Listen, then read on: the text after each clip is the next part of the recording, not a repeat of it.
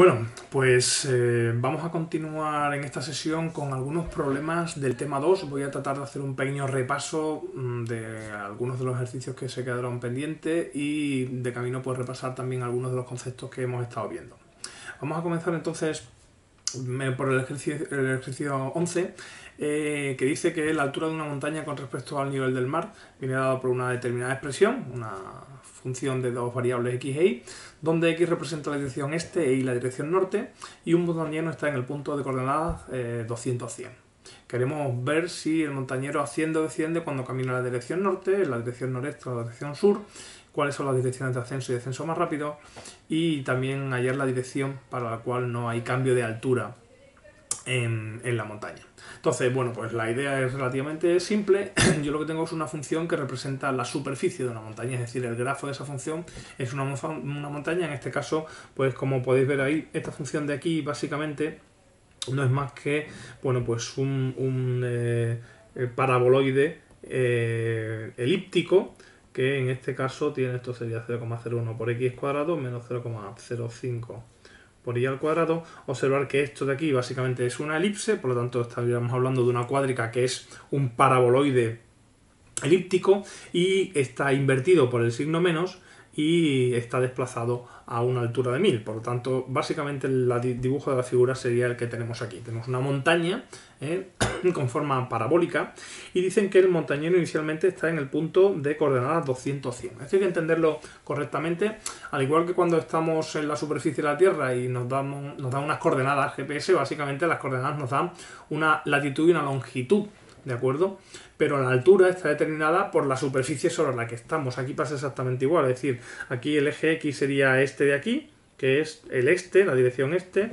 Este sería el eje Y, que es la dirección norte. Y el punto de coordenadas 200-100, bueno, pues el 200 aquí y el 100 en la Y aproximadamente sería ese punto, más o menos. Tendría una determinada altura, ¿de acuerdo? Una determinada altura sobre la montaña. En esa posición es donde está el montañero, ¿vale? Y ahora el montañero se desplaza en dirección norte, significa que va a coger esta dirección, es decir, que nos vamos a desplazar para allá, pero claro, desde aquí arriba, o sea que uno coge la dirección, pero está sujeto a la montaña. Quiero ver si aquí asciendo o desciendo, y lo mismo si cojo la dirección sur o si cojo la dirección, en este caso, noreste, que sería esa de ahí, ¿vale? Bueno, pues si quisiéramos hallar la altitud a la que se encuentra el montañero, lo único que necesito es simplemente comprobar cuánto vale la función en el punto de coordenadas 200-100. Bueno, un sencillo cálculo dice que esto vale 100, ¿vale? O sea que estamos a altura 100, pero estamos en esa posición. ¿Qué nos dice? ¿De dónde podemos obtener la información sobre el crecimiento o el decrecimiento? Bueno, pues esto es algo que es bastante claro. Eso es gracias a la derivada direccional. Recordar que las derivadas parciales de una función de un punto nos dan cómo varía la función a lo largo del eje X o a lo largo del eje Y, y la derivada direccional nos dice cómo varía la función cuando yo cojo una dirección concreta. ¿De acuerdo? En este caso yo quiero coger la dirección norte, pero claro, la dirección norte es la dirección del vector 0, 1. La dirección sur será la dirección del vector 0, menos 1. Y la dirección noreste sería la dirección del vector 1, 1, pero normalmente siempre usamos vectores que son de norma 1. Bueno, pues el vector de norma 1, en este caso, sería el 1 partido por raíz de 2, 1 partido por raíz de 2. Sería la dirección del vector 1, 1 partido por la norma de ese vector. Bueno, pues vamos a ver cómo es la derivada direccional. En este caso todo es muy sencillo, puesto que esto es una función perfectamente diferenciable, no da ningún problema. Recordar que la derivada direccional en cualquier vector, en este caso va a ser el gradiente, producto escalar por el vector. Así que lo único que necesito es calcular el gradiente de h, que es las derivadas parciales de h con respecto a x y con respecto a y. Aquí quedaría menos 2 por 0,01 por x y menos 2 por 0,05 por y, ¿de acuerdo? Es decir, básicamente esto sale menos 0,02 por x menos 0,1 por y.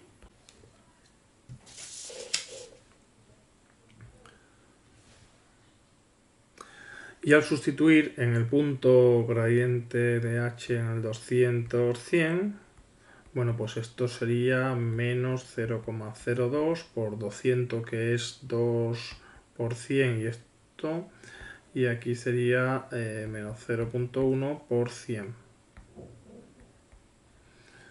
De manera que aquí esto se puede escribir como menos 2 por 10 elevado a menos 2 por 2 por 10 al cuadrado, y aquí menos 0, no, 10 elevado a menos 2 por 10 al cuadrado. En definitiva sale el punto menos 4, menos 1, el vector, perdón, menos 4, menos 1.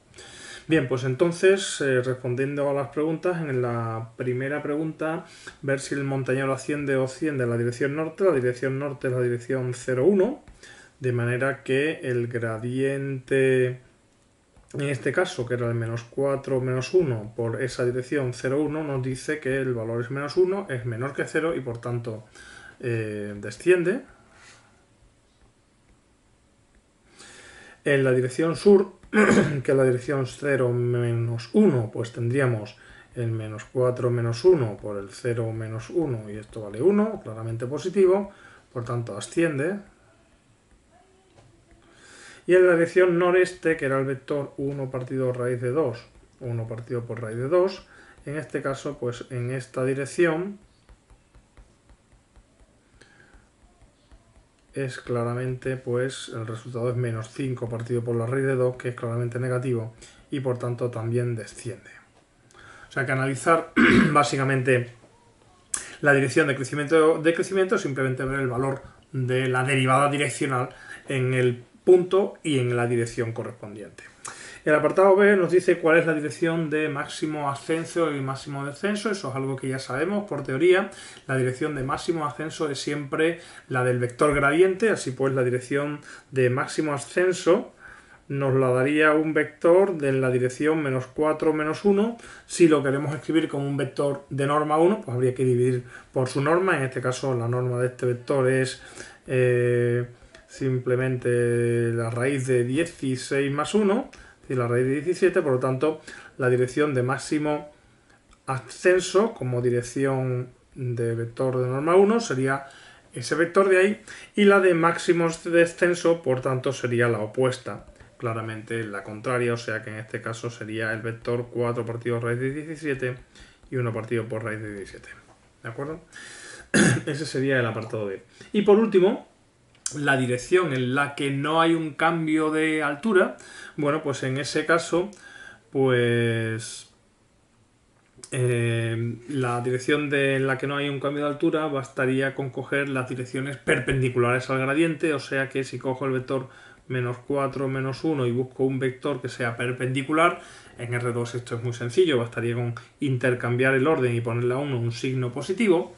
Por ejemplo, en ese caso, esa sería una dirección en la que no hay cambio de altura, en la que ni se asciende ni se desciende. En este caso, pues la dirección dada sería pues en vector normalizado en esa dirección de ahí. Aquí no habría cambio de altura. Recordar que el gradiente de h por n igual a 0, de acuerdo, es lo que estábamos buscando en este caso.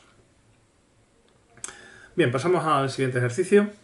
Vamos con el ejercicio 14, que nos pide probar que para la función f de xy, que es la raíz del valor absoluto de x por y, la f,1 y la f,2, que son las derivadas parciales en el origen, son nulas, ¿vale? Me piden comprobar si tiene la gráfica plano tangente en el origen y me piden considerar una sección para ver. Vamos a ver qué es lo que ocurre en este caso, que es relativamente sencillo. Lo que me piden es simplemente comprobar que las derivadas parciales son nulas en el origen. ¿Qué ocurre aquí? Aquí tengo un valor absoluto. Recordad que el valor absoluto es una función a trozos y precisamente en el 0, donde el valor absoluto se anula, hay que romper la función. Por lo tanto, automáticamente esta función, al estar a trozos, significa que el 0, 0 es un punto conflictivo, es un punto donde no puedo calcular la derivada usando las reglas de derivación porque no tengo garantía de que la función sea diferenciable. ¿De acuerdo? Por lo tanto, como la función está rota ahí, la única forma coherente de calcular las derivadas direccionales, las derivadas parciales en ese punto sería usar la definición. Entonces la f,1 en el 0, 0 es, como ya sabéis, el límite cuando x tiende a 0 de la f en el x0 menos la f en el 0, 0 partido por x. Y en este caso, pues observar que cuando y es 0, en este caso, tanto f en x0 como f en 0, 0 es automáticamente 0, sustituyendo la función, por lo tanto esto es claramente 0, no tiene nada que hacer. Lo mismo pasa con la f2, ¿vale? La función es simétrica, por lo tanto le va a pasar lo mismo. Esto sería el límite cuando y tiende a 0 de la f en 0i menos la f en 0, 0 partido por i. Y otra vez igual cuando x es 0 y en ambos casos pues la función vale 0, partido por y es 0. De manera que las derivadas parciales en el origen son ambas nulas, ¿vale?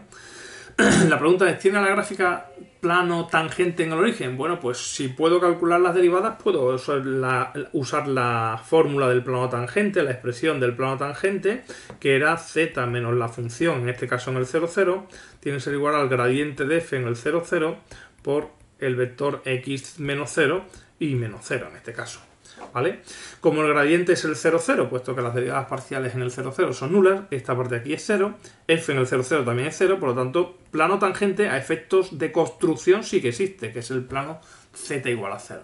Ahora bien, la pregunta viene con intención. El plano tangente, realmente ahí hay un plano tangente, y se considerar la sección en el plano x menos y. Es decir, si uno considera esta función sobre el plano x menos y igual a 0, que es el plano x y, es decir, es considerar la sección x y igual a x, esta función se escribirá como la raíz del valor absoluto de x al cuadrado, que en realidad, ¿vale?, es el valor absoluto de x.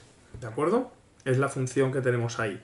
Cuidado, aquí, porque la raíz de algo al cuadrado, recordad que es el valor absoluto. Entonces, esta función en el origen, fijaros que cuando la dibujamos hace un pico. ¿Y eso qué significa? Que el plano z igual a 0 aquí correspondería a esta recta de aquí, y lógicamente aquí no existe tangencia. ¿Por qué? Pues porque la función en realidad no es diferenciable, como ya comentamos. Para que el plano tangente en dimensión 2 sea realmente tangente, es preciso que la función sea suave, que sea diferenciable, y en este caso pues eso no se obtiene. Puedo echar un pequeño vistazo a la función, la tenemos aquí dibujada. Esta es la función raíz del valor absoluto de x por y, ¿vale? Y se puede observar como en el origen que está aquí, pues lo que hay es un pico, es un doblez ahí extraño que hace la función. Es continua, no hace nada raro ahí, pero sí que hace un pico que hace que la función no sea diferenciable. ¿Ok?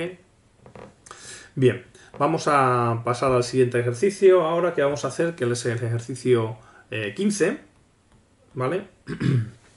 En el que vamos a considerar esta función que describo aquí, es la función f definida como alfa, valor absoluto de x más valor absoluto de y partido por la raíz de x cuadrado más y cuadrado, si estamos fuera del 0, 0, y beta si estamos en el 0, 0.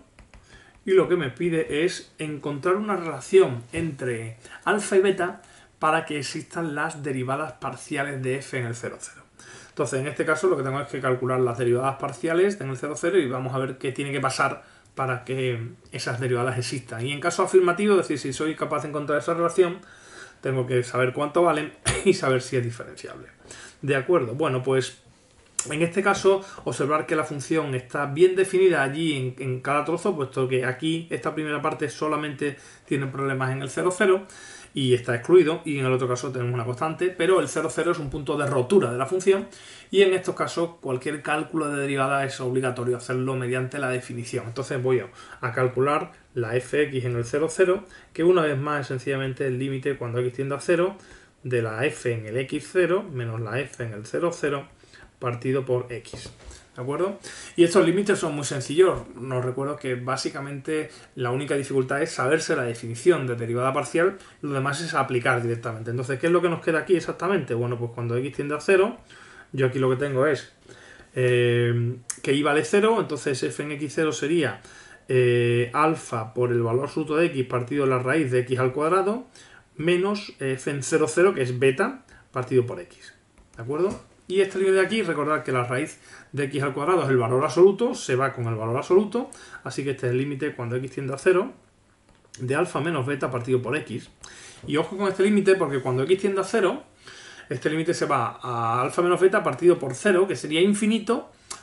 Ojo, sería infinito siempre y cuando alfa menos beta sea distinto de 0. En el momento en que alfa menos beta sea igual a 0, entonces arriba tendríamos un 0 y luego al tomar límite ya tendríamos un 0. Así que este límite vale 0 si alfa es igual a beta y vale infinito si alfa es distinto de beta. Por lo tanto, ahí directamente tengo una relación para que exista la fx. Con la fi podemos ver que es exactamente igual, es simétrica la función, por lo que se va a comportar exactamente del mismo modo. El límite cuando i tiende a 0 de la f en 0i menos la f en 0, 0 partido por i, ¿vale? El límite cuando i tiende a 0, f en 0i, pues sustituyo la x por 0 y me quedaría alfa valor absoluto de i partido la raíz de i cuadrado menos beta partido por i, y este límite les pasa exactamente lo mismo que antes. Es 0 si alfa es igual a beta e infinito si alfa es distinto de 0. Así que la única posibilidad para que existan las derivadas parciales tiene que ser que alfa y beta sean iguales, ¿de acuerdo? Esa es la única posibilidad. ¿Cuánto vale en ese caso? Pues en ese caso vale la 0, lógicamente. O sea que si alfa es igual a beta existen las derivadas parciales, ¿vale? Y su valor es 0. Y ahora la pregunta es, ¿f es diferenciable en el 0, 0? Bueno, pues vamos a ver si f es diferenciable en el 0, 0. En lugar de atacar la diferenciabilidad directamente, vamos a ver métodos anteriores. El primero que uno tendría que comprobar es si la función es continua en el 0, 0, porque si no hay continuidad no puede haber diferenciabilidad. Entonces, bueno, pues voy a averiguar si la función es continua. Entonces, voy a plantear si f es continua en el 0, 0. ¿Cómo? Pues lógicamente haciendo el límite. Voy a hacer el límite cuando xy tiende al 0, 0 de la función, y voy a ver si vale lo que vale f en 0, 0, que bajo el supuesto, por supuesto, de que alfa es igual a beta, porque si alfa no es beta no existen derivadas parciales y no tiene sentido que estudiemos la diferenciabilidad. Bien, este límite es sencillo porque si echáis un vistazo a la función, esa raíz de x cuadrado más y cuadrado nos sugiere claramente un cambio a polares, un polares habitual. Entonces este límite se convertiría en el límite cuando r tiende a 0 de alfa. Aquí aparecería el valor absoluto de r coseno de teta más valor absoluto de r seno de teta, ¿vale? Partido por la raíz de r al cuadrado, que es r, es el valor absoluto de r, pero como r es positivo, considero eso de ahí. Y de aquí observar que puedo sacar factor común el r, puesto que está afectado por el valor absoluto, pero el valor absoluto de r es r, así que aquí tendría una r por un alfa, y aquí me aparecería el valor absoluto del coseno de teta más el valor absoluto del seno de teta, ¿vale? Aquí tendría otro r que se simplifica, y lógicamente este límite depende de teta, ¿de acuerdo? Depende de teta siempre y cuando alfa no sea 0, porque si alfa es 0, eso el límite claramente es 0. Pero claro, si alfa es 0 es que en realidad si miramos la función, si alfa es 0 y beta es 0, la función es trivialmente nula. O sea que diríamos que si alfa es igual a beta y son 0, pues la función es 0 y es diferenciable y es todo lo que queramos porque la función constante no da ningún problema. Y si alfa es igual a beta y es distinto de 0, automáticamente f no es continua y por tanto no es diferenciable. ¿Vale? Recordar que es necesaria la continuidad para que la función pueda ser diferenciable. ¿De acuerdo? Muy bien, pasamos entonces al siguiente ejercicio. Vamos con el ejercicio 17, en el que, bueno, pues se nos piden varias cosas y, bueno, pues vamos a ir analizándolas. Por lo pronto tengo una función de R2 en R, ¿vale? Definida de este modo, f de x es x cuadrado por y partido de x cuadrado más y cuadrado, y f en 0, 0 vale 0, o sea, otra vez una función a trozos. Una función g bastante sencilla, que es la función g de x igual a x, y nos piden varias cosas. Vamos a empezar por, en primer lugar, probar que existen y que valen 0 las derivadas parciales de f en el 0, 0 con respecto a y con respecto a x, ¿vale? Bueno, pues esto es más de lo mismo, otra vez igual, la fx en el 0, 0 vale el límite cuando x tiende a 0. Por supuesto estoy haciéndolo mediante el límite porque en el 0, 0 la función está rota, no hay más remedio que hacerlo así. Aquí aparecería la función f en el x0 menos la función en el 0, 0, que vale 0, como ya vemos, partido por x, y observar que si es 0 en esta función de aquí, pues automáticamente la función vale 0, ¿vale? Así que sería 0 partido por x, que vale 0, y la fi en el 0, 0 es exactamente idéntica. Me permitís que no la escriba, lo hacéis vosotros porque no tiene mayor historia, simplemente sustituir la x por 0 y automáticamente sale 0. Bien, la segunda pregunta es continua en 0, 0. La f, de momento estamos solamente con la f. Bueno, pues una vez más, límite cuando xy tiende al 0, 0 de la f tiene que ser igual a f en 0, 0 que vale 0. Este límite, una vez más, es el límite de una función que tiene una parte que sugiere claramente el uso de las polares. Así que en polares, si cambiamos a polares, este límite se va a escribir como el límite cuando r tiende a 0. Aquí aparecería un r cuadrado coseno de teta r seno de teta, coseno cuadrado, perdón. Y aquí abajo un r cuadrado, pues x cuadrado más y cuadrado. Los r cuadrados se simplifican. Aquí me quedaría un r arriba y un coseno y un seno, que son funciones acotadas. Como sabemos, cuando multiplicamos por 0 funciones acotadas, esto es 0 para cualquier ángulo que consideremos, y en particular nos dice que la función es continua, ¿vale? Estoy haciendo estos límites rápidos directamente por polares, pues se podrían haber pensado de otra forma, pero bueno, pues así funcionan bien, por lo tanto no me voy a complicar la vida. Así que sí, efectivamente la función es continua. Es continua. Y ahora vamos con los apartados interesantes que tiene. Este es un ejercicio que presenta un par de detalles así sencillos, pero la parte interesante viene ahora. Se considera la función h, fijaros la función h, que es f de x igual a f de x g de x. ¿De acuerdo? Es decir, una función que está formada componiendo las funciones g y las funciones f de una determinada forma, ¿vale? Estoy componiendo de esa forma. Y lo que me piden es calcular h' directamente, ¿vale? Directamente, ahora veo que exactamente significa eso, y mediante las reglas de la cadena, ¿vale? Bien, ¿qué significa directamente? Significa directamente que si yo cojo la función h y escribo cuál es, voy a calcularla directamente. Es decir, ¿quién es h? H es f de x, g de x, pero fijaros que g de x es la función x por la definición del ejercicio, por lo tanto, en realidad lo que tengo es la función f de x, x, ¿vale? Y esa función f de x, x, lógicamente, como f es x cuadrado por y partido x cuadrado más y cuadrado, pues aquí se escribiría como x cuadrado por x partido x cuadrado más x cuadrado, y lógicamente aquí sale la función que sería x cubo partido por 2x cuadrado, y esto es la función x medios, ¿de acuerdo? Así que eso es lo que vale h. H de x vale x medio, y por tanto h' de x es un medio y h' de 0 por tanto vale un medio. O sea que ese es el valor de la derivada de h directamente, ¿vale? Eso sería el cálculo, que es un cálculo directo, simplemente componer y calcular la derivada. Pero ahora me dicen que use la regla de la cadena. Entonces, observar, yo quiero calcular h' de x usando la regla de la cadena, que sería la derivada con respecto a x de una función que es f de x, o f, si queréis, f de x, g de x, ¿vale? Quiero derivar con respecto a x. Entonces aquí hay una función que tiene dos variables, la f, y luego tengo las funciones de x, ¿vale? ¿Cómo hago la derivada aquí? Bueno, pues la regla de la cadena lo que me dice es que la derivada de la de fuera hay que hacerla en todas sus variables, recordar, ir multiplicando cada variable por la derivada con respecto a la variable de derivación, que en este caso es la x. Bueno, pues esto significaría que esto sería la derivada de f con respecto a su primera variable, la voy a escribir la f,1, ¿de acuerdo? La f,1 escrita en x, g de x, por supuesto, por la derivada de la primera variable, que en este caso es la x, con respecto a x, es decir, más con 1, más la f,2, la derivada con respecto a su segunda variable, escrita en lo que está escrito esto de aquí, por la derivada de la segunda variable, en este caso es la derivada de g de x con respecto a x, que es lo que llamamos g' de x, ¿de acuerdo? Que g' de x, observar que como g es la función x, esto vale 1, y esto también vale 1, así que en realidad aquí lo que ha salido es la f,1 en x, g de x, g de x vale 1 también, perdón, g de x vale x, así que esto sería la f,1 en xx más la f,2 en xx, ¿vale?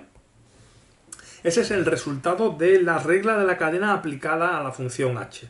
O sea, h' de x vale f,1 en xx más f,2 en xx. Entonces, h' en 0, por tanto, vale la f,1 en 0, 0, más la f,2 en 0, 0. Como hemos visto por el apartado A, estas dos derivadas parciales valen 0, así que el resultado es un 0. ¿De acuerdo? Así que mediante la regla de la cadena, la derivada de h en el 0 vale 0. Y lógicamente aquí viene un apartado D que dice ¿qué pasa aquí? Porque teníamos por un lado que la derivada valía 1/2, por otro lado la derivada 0.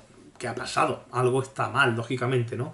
Dice concluir del apartado anterior que la función no puede ser diferenciable. ¿Por qué la función no puede ser diferenciable?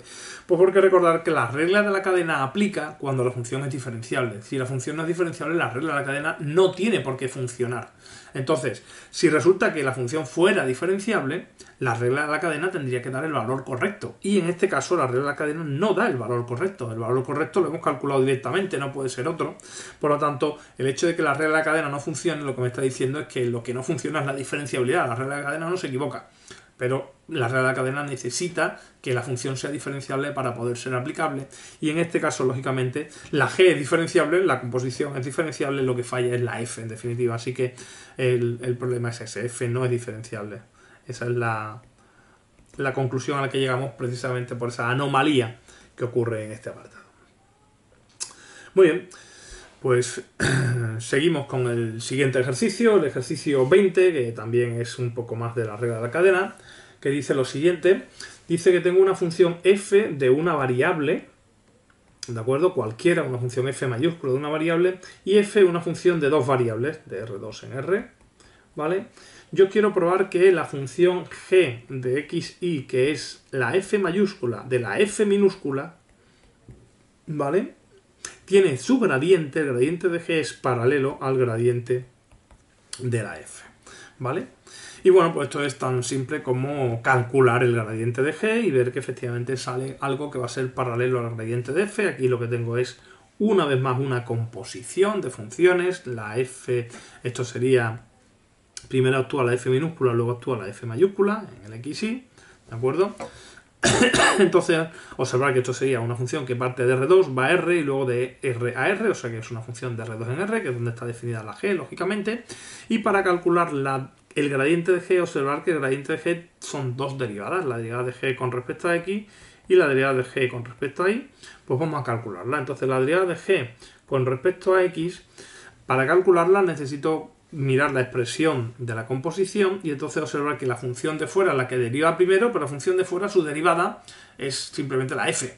Es la derivada de f mayúscula, que es la f', escrita en la composición, tal y como está aquí, y ahora hay que derivar por la derivada de lo de dentro, en este caso la derivada de f minúscula, con respecto a la variable de derivación, que no es más que la derivada de f con respecto a x. La derivada de f minúscula con respecto a x.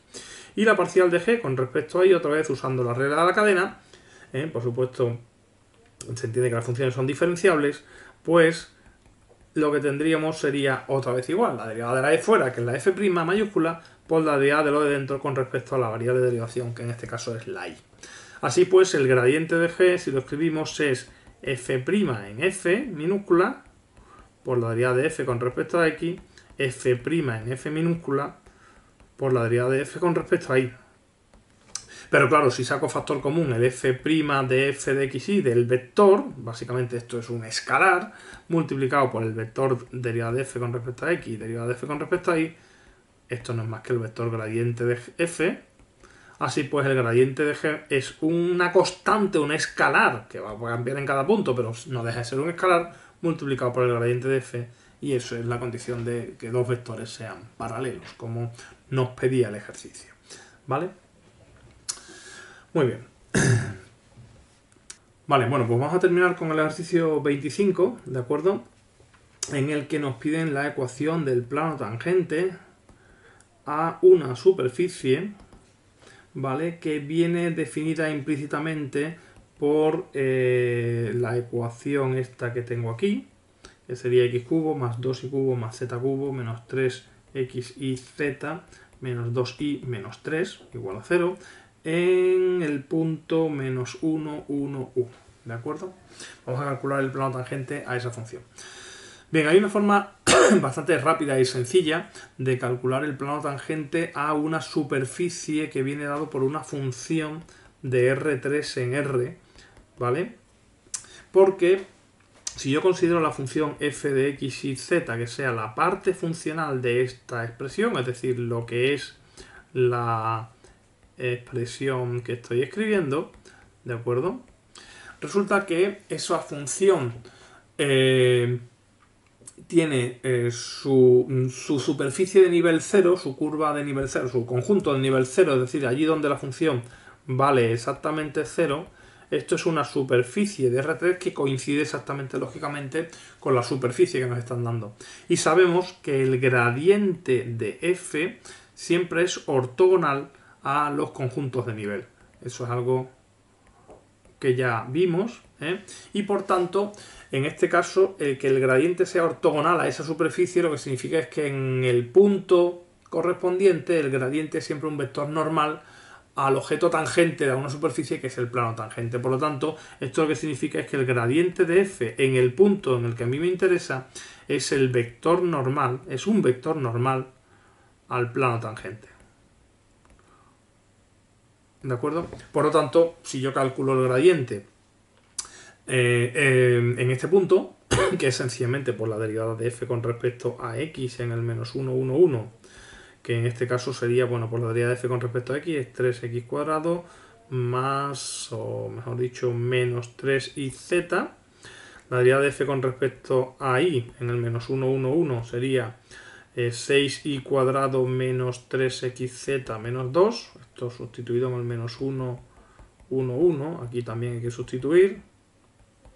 Esto sale directamente, esto es 3 menos 3 es 0.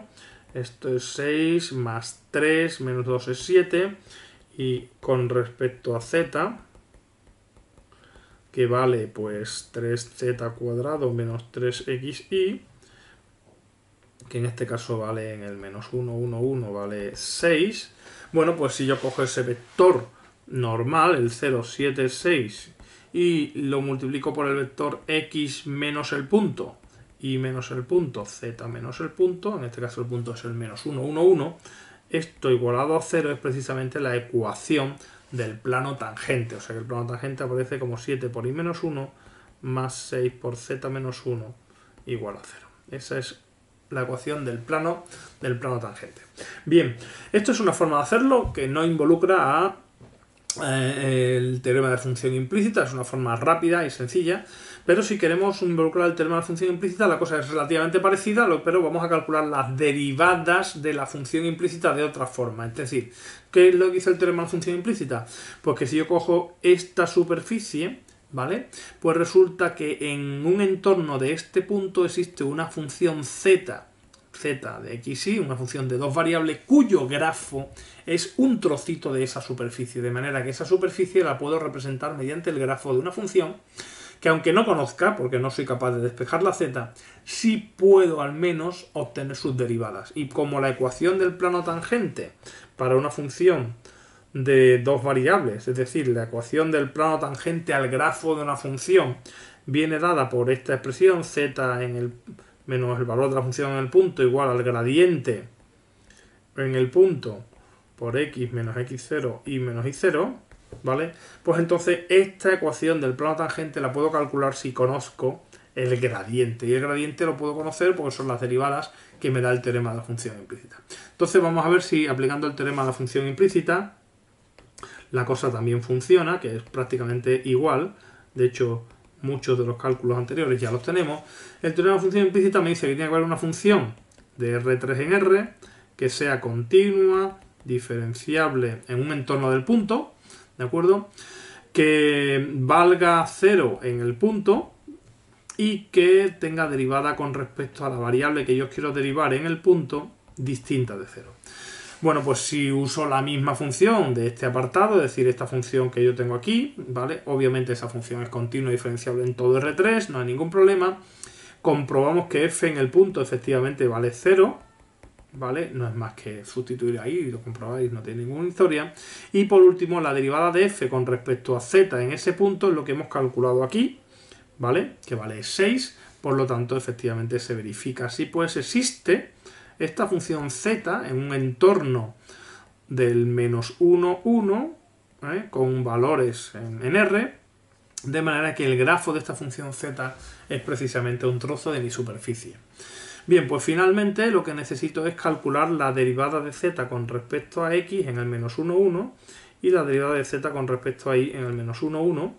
Y estas expresiones vienen dadas gracias al teorema de la función implícita como la derivada de la f con respecto a x en el menos 1, 1, 1 y la derivada de la f con respecto a z en el menos 1, 1.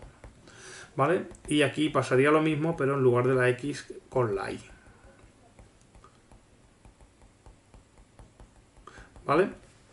Bien, esta es una forma de calcularla que me da directamente el teorema. Otra forma sería derivar directamente en esta expresión, pero como voy a calcular solamente derivadas primeras, que es lo único que necesito para el plano tangente, en este caso es mucho más rápida la fórmula. De hecho, fijaros que estas derivadas ya las tengo calculadas, la derivada de f con respecto a x y la derivada de f con respecto a y, por lo tanto no hay ningún problema en sustituirla. Tendríamos 0 y 7 y 6, así que aquí tendríamos 0 partido por lo que sea, y aquí tendríamos 7 partido por 6. Así pues la ecuación del plano tangente sería z menos z en el menos 1, 1, que vale 1, puesto que el punto era el menos 1, 1, 1, ¿vale? Así que aquí tendríamos z menos 1, igual al gradiente, que es el 0, 7 partido por 6, por el vector x menos x0, que es x más 1, y menos y0, que es y menos 1. O sea que en realidad esto sale simplemente 7 sextos de y menos 1, igual a z menos 1, y automáticamente esto es 6 por z menos 1, igual a 7 sextos de y menos 1, que es exactamente, perdón, a 7 por y menos 1, que es exactamente la ecuación equivalente a la que vimos hace un momento, aquí arriba. Perdón, se me ha olvidado. Ah, perdón, me falta aquí un signo menos, efectivamente. Esto es un signo menos aquí, aquí y por tanto aquí, y esta es la misma ecuación que teníamos en el caso anterior, ¿de acuerdo? Esta de aquí. Así pues con eso. Bien, con esto terminamos el tema 2. Si tenéis dudas concretas, pues ya sabéis que podemos intentar hacer alguna tutoría. Entonces,